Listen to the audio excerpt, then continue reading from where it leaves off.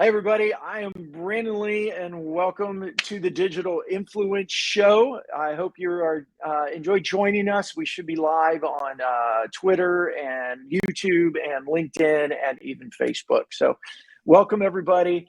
We're going to have a good conversation today, I believe. Christian Klepp is with me, and Christian is he's a co-founder and director of client. He's originally from Austria, but he's lived in the Philippines, in Singapore, in Germany, in China, and he's now in Toronto area of Canada with his wife and his daughter. And he is also the host of the podcast B2B Marketers on a Mission. And Christian, I'm excited to have you here today with me. Welcome. Thank you so much, Brandon. That was a heck of an intro. So I better live up to the hype.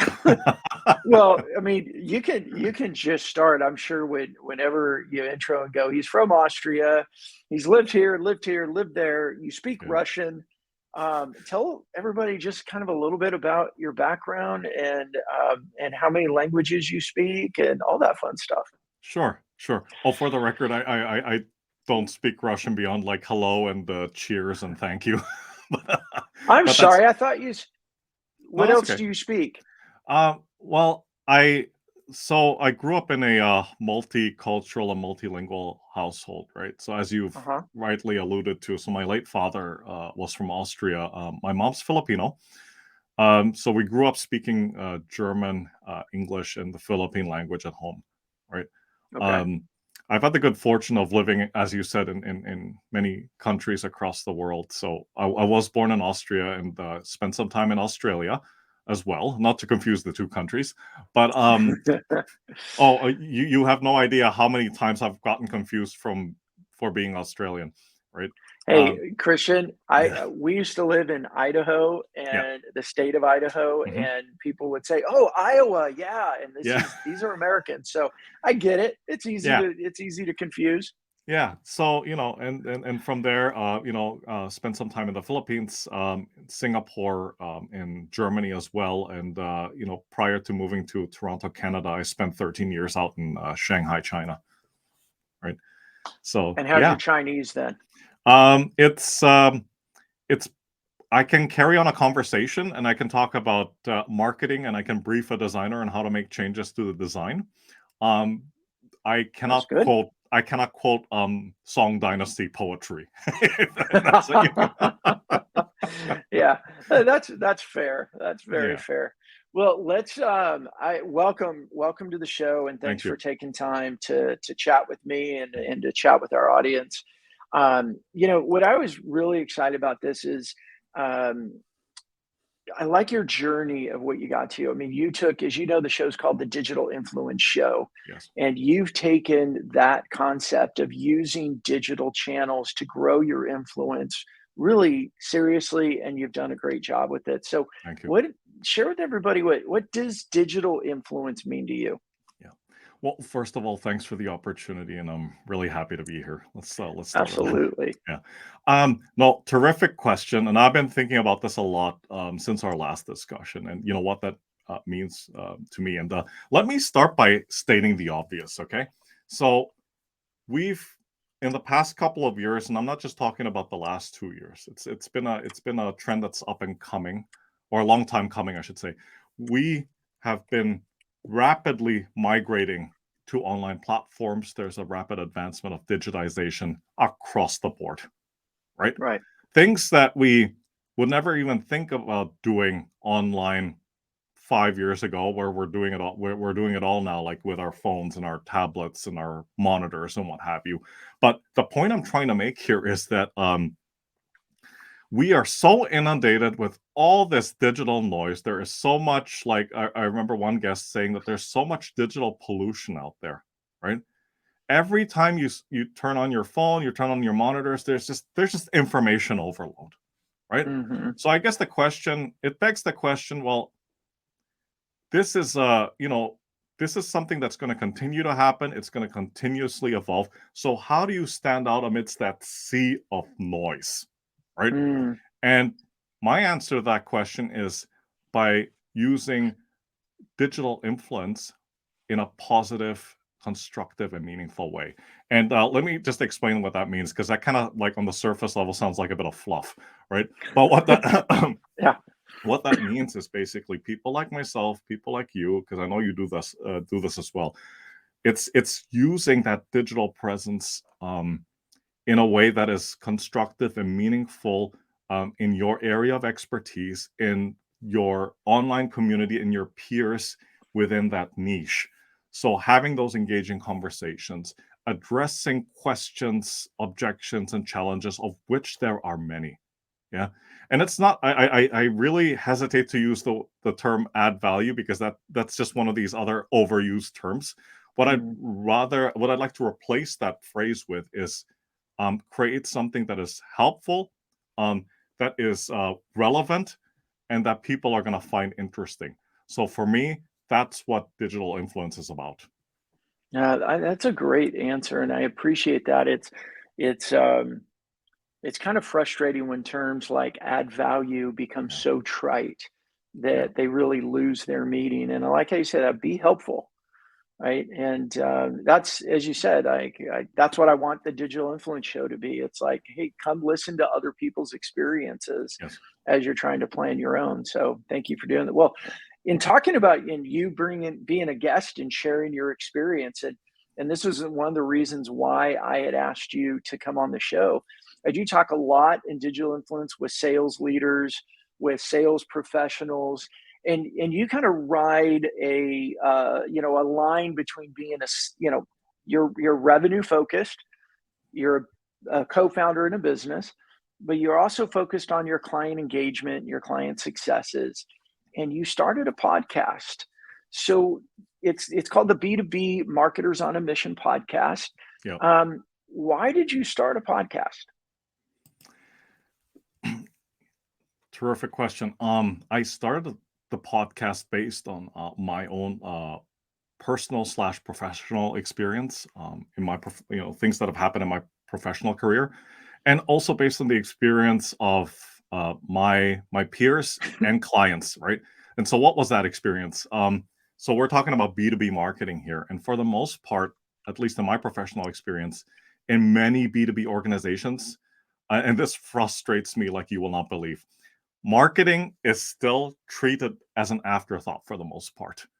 And what I mean by that is that many B2B organizations still look at marketing as a support function for sales, right? And if I'm going to be very blunt, it's things like, okay, well, let's get the marketing team to make our presentation look pretty, put together a credentials portfolio. Let's drag them into a sales meeting, and it's just more of a secondary role, right? And I truly believe, and a lot of people in my space and B2B marketers truly believe, that marketing needs to have a more strategic role in the organization, linked to revenue and to help be the steward of the brand of the organization. So just to add on further to that point, marketers need to have a voice at the table. And what I mean is obviously the upper levels of the organization, right? Because they do have a strategic function which is linked to them being marketing, having that they should be the voice of the customer, and they can be the voice of the customer if they lead with market research, and then they can help bridge that gap that exists between the company and the customer, right? Yeah. So the conversations need to change, or there needs to be the conversations need to be initiated. The mindsets need to change within the organization, that people will stop looking at marketing that way. However, and I'm going to throw in this caveat, it kind of works both ways, right? It always takes two to tango. If you want the organization to change, marketers need to change too. They need to change and they need to adapt, because marketing, like every other discipline out there, sales included, right? It's changed so much. And I'm not just talking about, because of the pandemic. There were trends, or there were events happening way before 2020 that were already like, what's the expression in English? The writing was on the wall, right? Yep. And so because of that, marketers need to change. And that was the pretext for the podcast. And that's why it's called B2B Marketers on a Mission, because we are on a mission to change the way people think about marketing one conversation at a time. Well, let me ask you this question, Sure. Christian, because what I loved about that answer is your passion came out, Yeah. right? Your passion and why you do a podcast from that emotional passion. You obviously have a very strong thoughts about the marketer's role in business and what marketers need to do to change. Yes. I want to ask you to look at this from the business perspective. So my audience is looking at this going, if they're asking a question like, should I have a podcast? Should I, what are other ways that I can become more influential and build my platform, build my audience, build my community? Why was the podcast important for you from Einblick Consulting's perspective in business growth or renewal growth or whatever it may be? And I know one of the reasons you started the podcast is because you have this awesome podcast voice. But from a business perspective, why did you create the podcast? That's a terrific question. And thanks for the awesome voice, by the way. I am so jealous that I don't have that like radio podcast voice. Thank you. To be to be fair, I have had some training in the past on voice training because I did in a previous life have a gig as a voiceover actor. Right? I can totally see that. and there were a couple of gigs that I took up. So one of them was I was reading it was a script for it was a mini documentary, and there was another one for tourism promotion. But I think one of the most interesting gigs I had as a voiceover actor was I was asked to play these characters in a video game, which I've never seen, by the way. So I didn't know what they did with my voice, but basically they gave me the script and they said, this is the script for 10 different characters in this video game, right? So it's like different people, and it was a fantasy game, so I had to play like a dying general, an undead mage, an elf, and it just and then you go and have fun with that, right? Yeah. And so obviously prior to that recording, I went through a bit of a training session on how I should and should not use my voice, right? So thank you, Rob. I just saw the comment.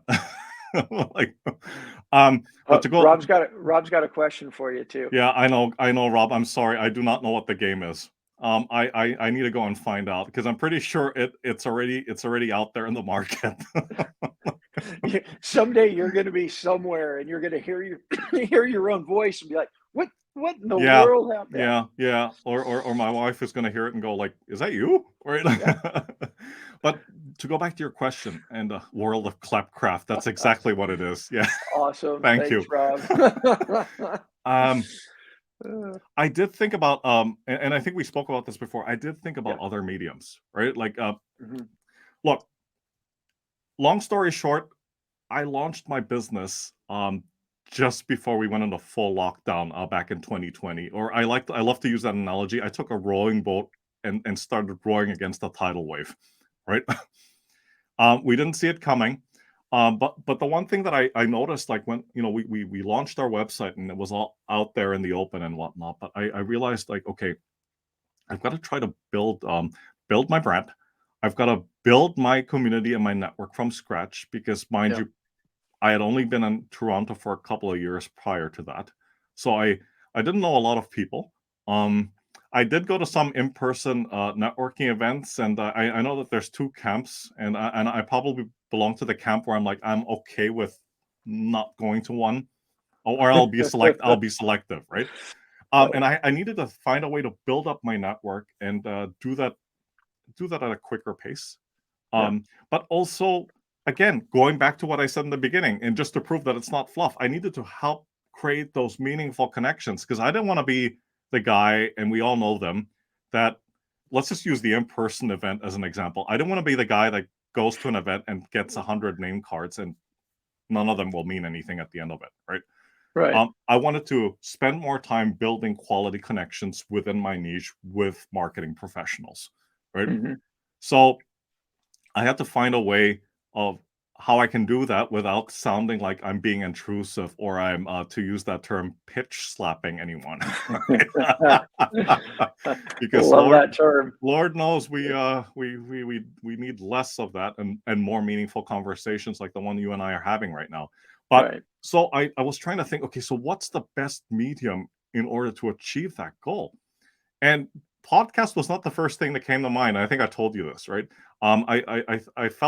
I felt maybe I'll go down the let's write some blog articles, right? So I started doing that, and I got done with my first blog article, and I think I was going through my second review, my second edit of it. And after I finished doing the second review, I took a step back and said to myself, yeah, I'm not sure if anybody is going to have the patience to read this.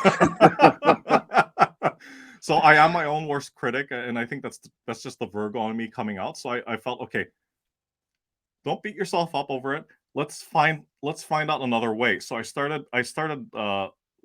doing social listening is one way. I started looking at engaging with people on LinkedIn, and I started reading people's posts, right, in the B2B marketing space to see what it is they're interested in, where they go to look for information. Most importantly, where do they go to look for answers to their questions, right? Right. And then I kept seeing podcasts coming up. I'm like, okay, let's see what all of this business is about. I mean, I kind of, you kind of know what podcasts are. So I listened to a few of them, and then I'm like, okay, it shouldn't be that difficult. Ha ha. Let's find out, right? And I came across there's a company, a B2B podcasting agency that put out an ebook, and it's about 32 pages long, and it's really the A to Z of how to start and launch and promote a podcast. So I downloaded it and I read through it, and it really just walks you through the process, right? And that's basically what I did. Well, hang on a second. I did that, and then the second thing I did was I had a chat with my mentor here in Toronto, right? Scottish guy from Glasgow, right? And just throw another country into the conversation. Just throw another country in there, right? Throw another one into the mix, and I spent a couple of weeks actually like planning this out, like because I wanted to get this right, when I launched it, right? And he basically was the guy to quote the phrase in Lord of the Rings. He gave me the nudge out the door that I needed, right? Because he was like this was like May 2020, and he says, well, have you started your podcast already, right? And I said, well, no, I'm still trying to like work out my strategy. And he almost fell off his chair. He's like, you're still hammering out your strategy, right? And he said, I'm going to get a pen and paper, and you're going to stay on for another 20 minutes, and we're going to hammer it out, right? So he's basically like calling me out on not on my excuses. It's just like there was something holding me back, and it shouldn't be. It shouldn't be holding. That's a good coach right there. Oh, fantastic. I mean, I really owe it to him, right? So we hammered out that strategy in 15 minutes. I didn't have a microphone at the time. He had one in his closet that he hadn't used in 20 years. And I drove over there and got it. And he was the first guest on my podcast, right? So Alan Key, if you're listening, or if you will be listening, thank you. Thank you. and that's how I got started on my podcasting journey back in June of 2020. Cool. I'm going to add this up here, Rob. Thanks for this. I've been holding it while Christian was still talking. But I think this is good insight here, Rob. I really like it a lot. When paired with a pre-interview that is conducted a few days to a week before the recording session, that relationship results for the second meeting of two folks deeper. Absolutely. 100% agree. I really like 100%. That. And I think, and this is what, when you and I talked before and you talked about why your podcast, and I appreciate how much your passion comes out for marketing, but your reason for it was you wanted to meet people. You wanted to network. I heard you said you didn't want to go to the face-to-face or the lives. You wanted to meet people. You wanted to intentionally create a channel or a platform for you to meet more people, which is what influence is about. That's right. That's absolutely right. Uh, Yeah. I'm sorry. I was going to ask you something else, but I don't mean to interrupt you. Go No, ahead. please, ask away. Yeah. Well, I think if the goal is for so many of us, whether you're a sales professional, you're a sales leader, you're a business owner, we know the expression, it's not what you know, it's who you know. Yes. And a podcast is a great way to do that. And one of the channels of that, as Rob said, is you get to meet people at a deeper level. Yes. How did you get started with your podcast other than getting Alan to really give you the push and get going? What are some of the other things? I do think that that's a huge part of it, right? Just get Yeah. started. But what are Yeah. some of the other things that came into play with you Yeah. getting it launched? Yeah. So you're referring to like maybe some of the obstacles in the way, the challenges, or Yeah, yeah. I think if somebody's listening to this right now and they're like, you know what, maybe that's right. Maybe I do, or we as a team, or we as a Hmm. company need to Hmm. create a podcast. You've already alluded to it's kind of scary and you hemmed and hawed or you procrastinated, Yeah. whatever. And having that mentor or coach, it kind of gave you that little push Yes. and get you going. You referenced he had a microphone. Yeah. There's a good start. Yeah. I think a lot of people out there going, I don't even know how to start a podcast. Like, what would I even Ah. do to start a Yeah. Yes. podcast? Okay. So, Okay. what Yeah. else did you do to get that going? Yeah. No. Terrific question, and I'm just gonna throw this out there. All right, for those folks that are contemplating, they're still on the fence about it.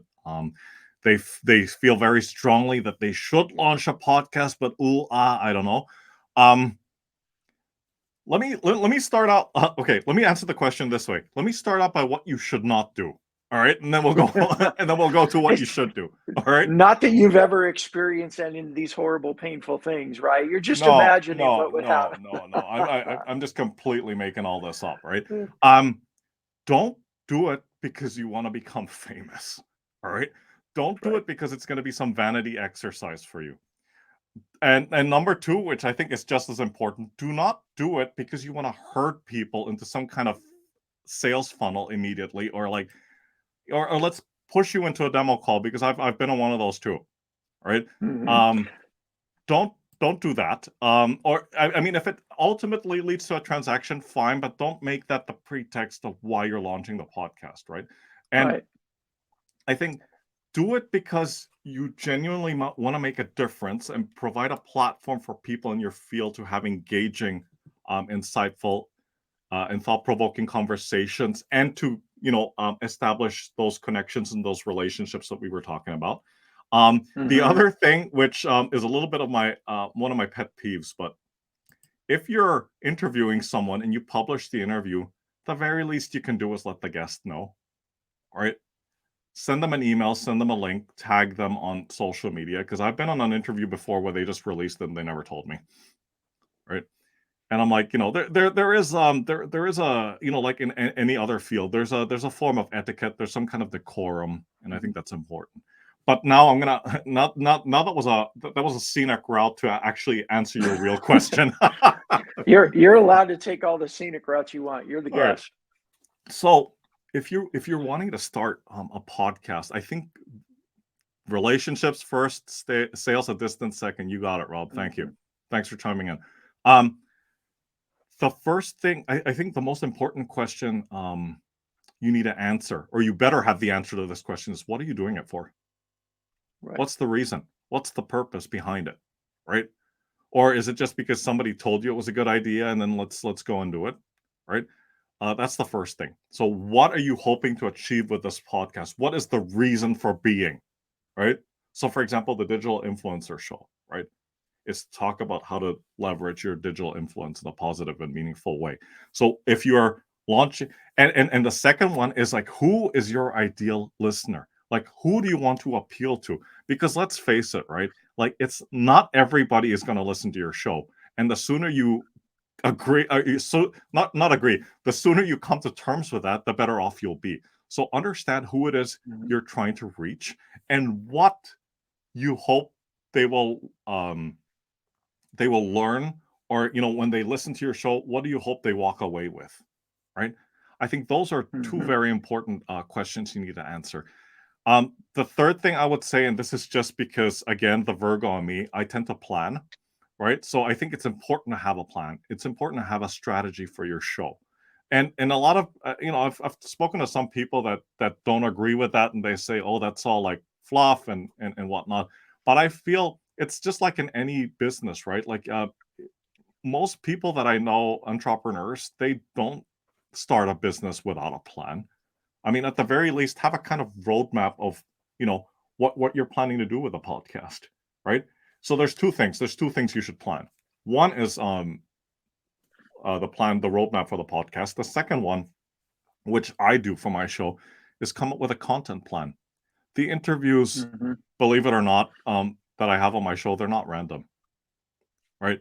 They're thought out. What I actually mean by that is I come up with a plan based on what I see online and questions, challenges, objections that B2B marketers have based on specific topics. So I start the content plan with a question. And then I have another column which says, okay, this could be the potential answer, and the answer is a specific area of expertise. Now, who do I know that can talk about that area of expertise at length and talk about it comfortably? Right. And that's how I identify the guests, right? So you go with that. You notice I haven't touched on the the artwork and the design yet, because that's something that comes later, right? Yeah. It was funny, is just as Mhm. you were saying that, that's it. Just as you say that, that's where my brain was going. I'm like, I love that you haven't talked about which microphone to get, which headset to get, lighting. Yeah. That's still down the road.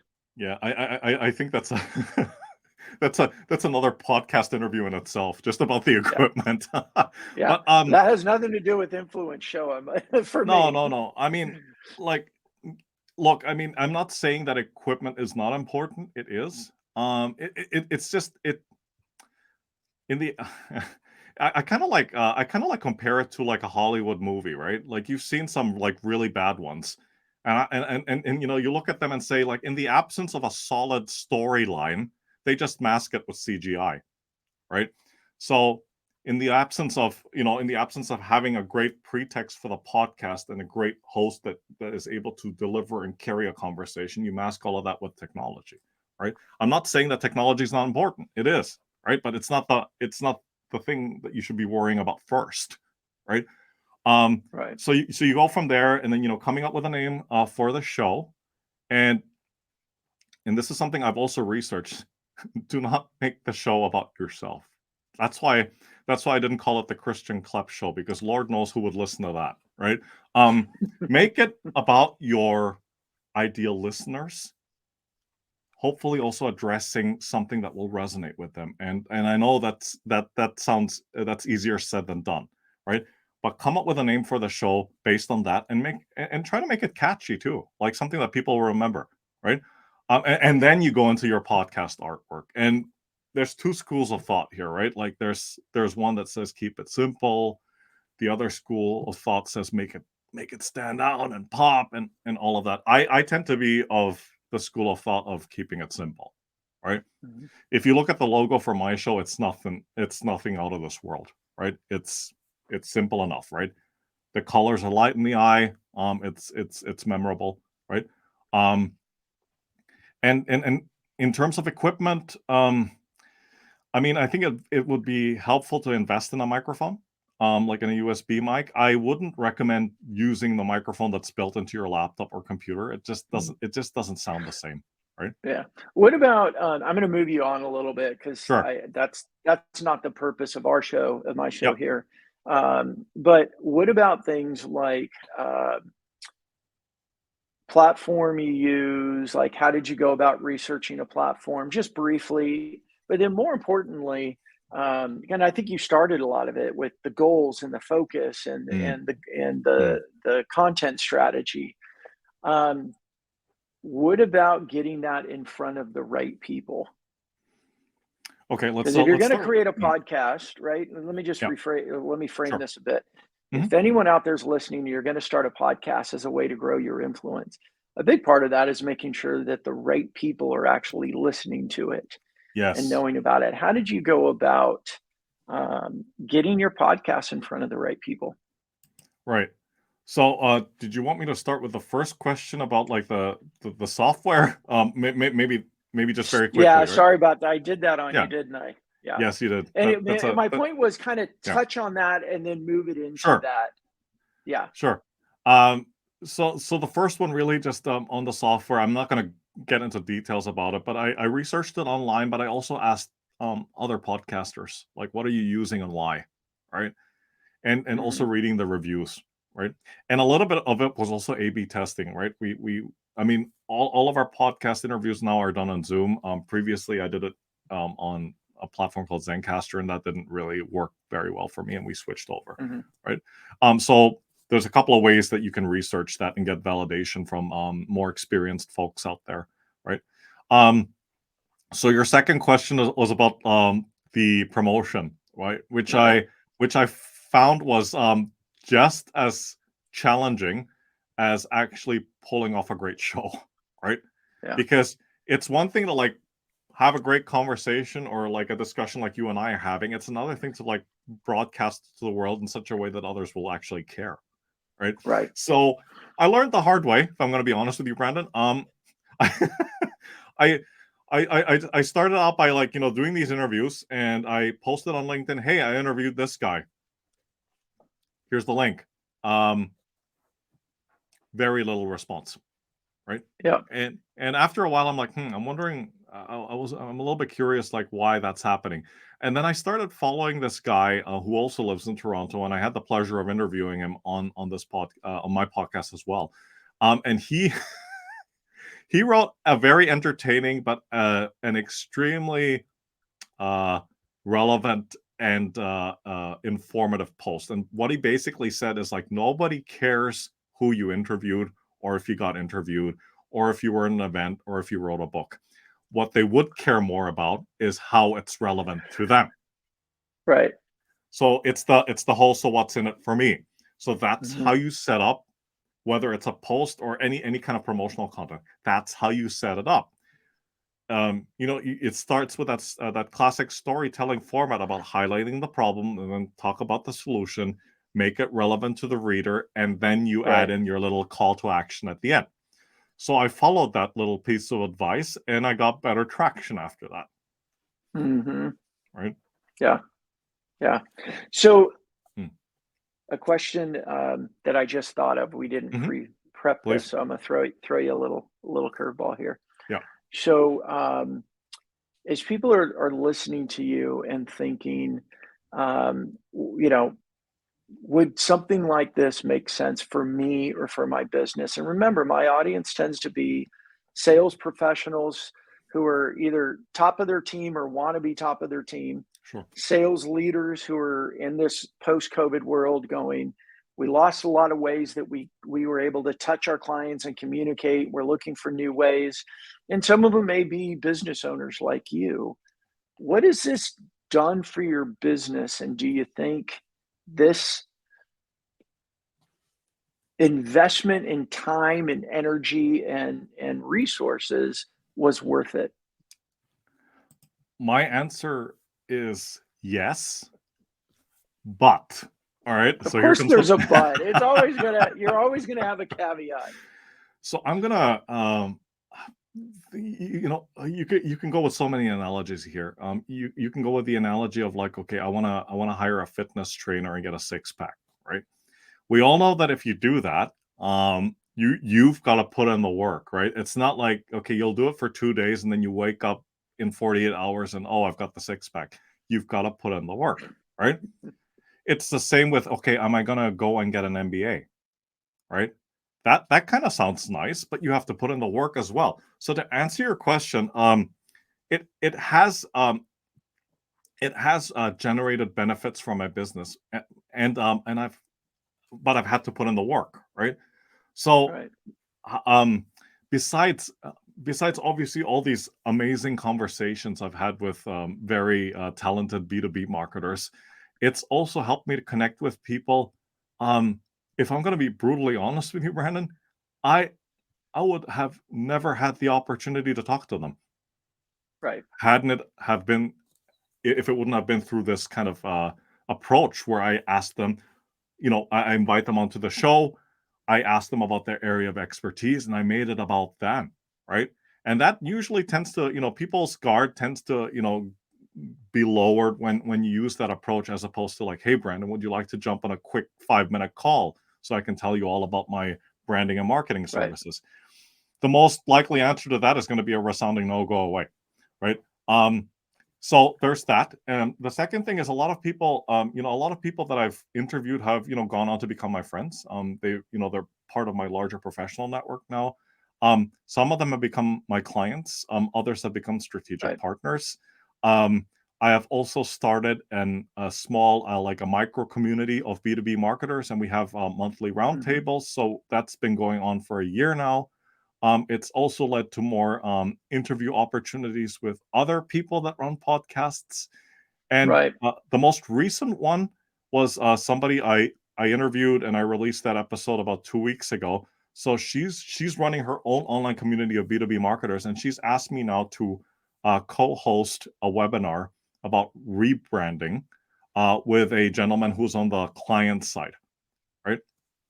So Right. it's opened up a lot of doors of opportunities with people who probably Mhm. up to a year or so ago were strangers.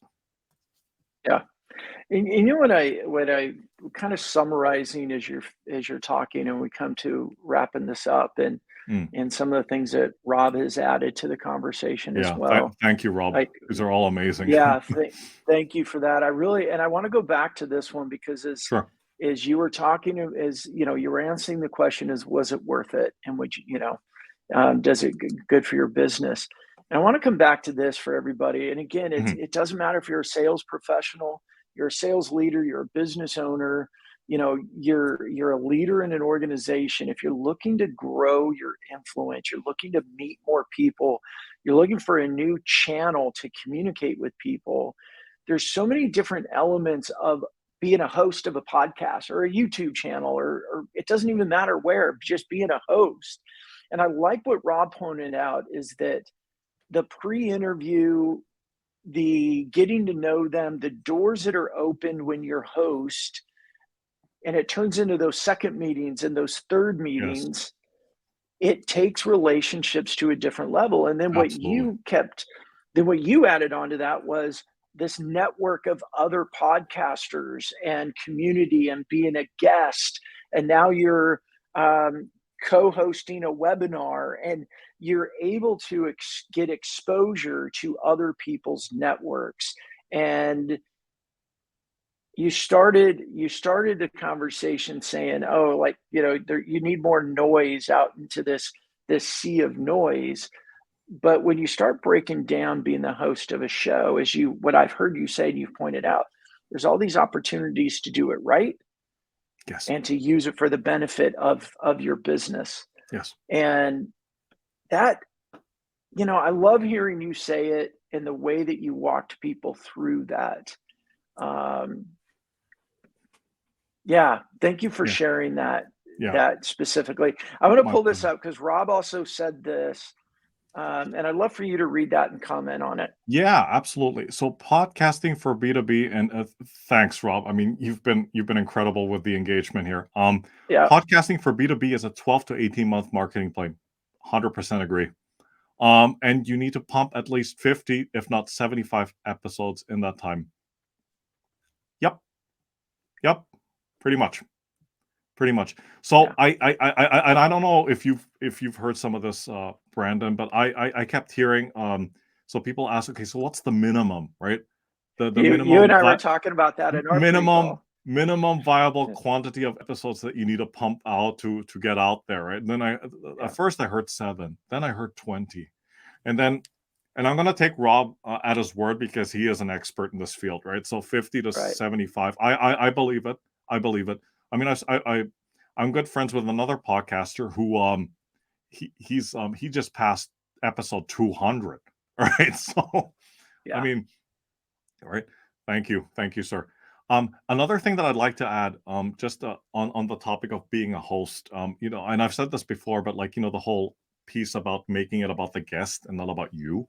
I think one of the most important things that a host should be doing, at least I do it, is do a bit of homework on the guest and read up on them a little bit so that, when you're ready for that conversation, and it can either be I would recommend doing it during the pre-interview call. It can be during the recording itself as well, but find out a little bit about their background, right? And I'm not just talking about the professional one. That certainly is helpful, right? Where they beyond their title and the company, right? Right. Have they been featured in other podcasts? Were they speakers at a conference? Did they write a book? Right?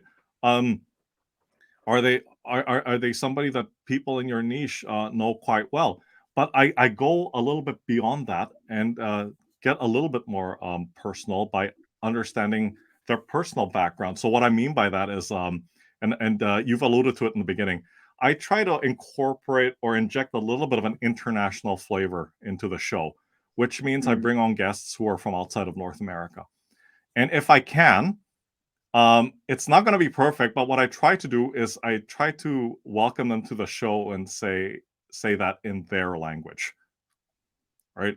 And it's happened on a couple of occasions where the guest was like totally like taken aback because nobody's ever like learned to greet them in their own language, right? And that Wow. already in itself broke down a barrier and opened the door, right? Yeah. So I had a guy That's really good. I had a guy on from Holland, and I greeted him in Dutch, and he was like,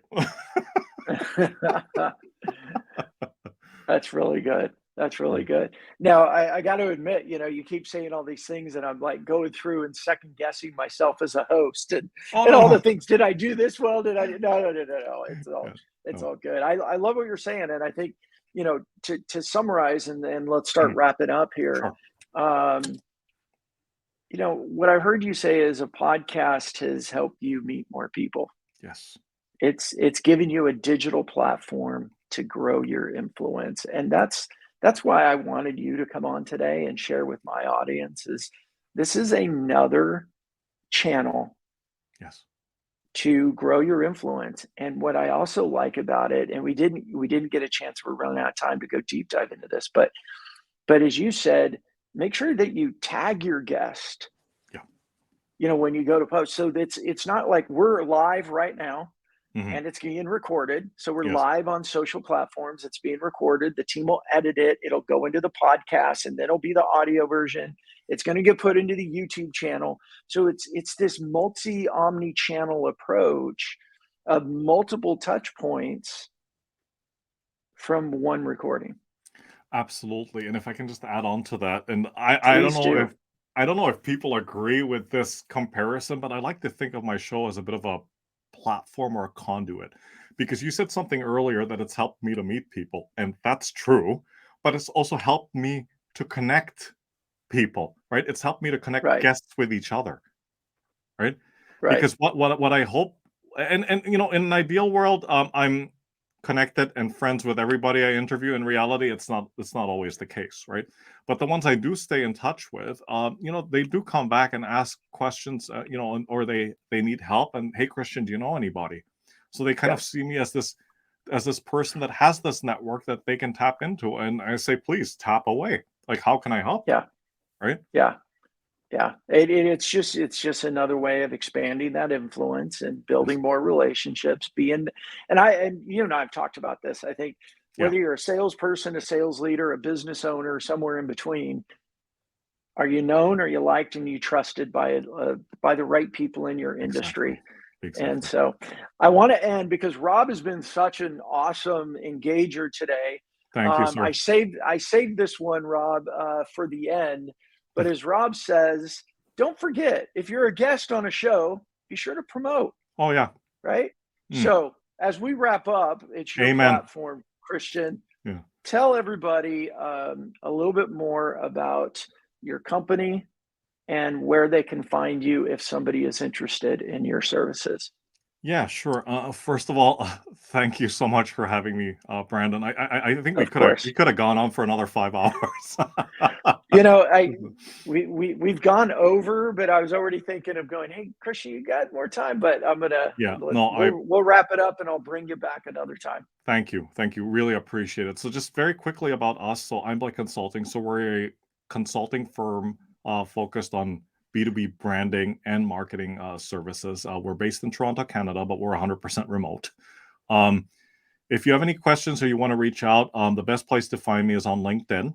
So my handle is Christian-Klepp. So Klepp is Klepp -Einblick Consulting. So Einblick is EINBLICK. Or you can go to our website at www.einblick.co. And please, if you can, tune into our podcast, B2B Marketers on a Mission. And one more thing, if you reach out to me on LinkedIn, please let me know that you've listened to this amazing conversation I've had with Brandon Lee. Excellent. Now, Christian, before I let you go, for those that don't know what Einblick means, you wanna let them know? Yeah, absolutely. So Einblick, very simply, is the German word for insight. And that's what we hope to deliver with the solutions that we provide. Yeah, there you go.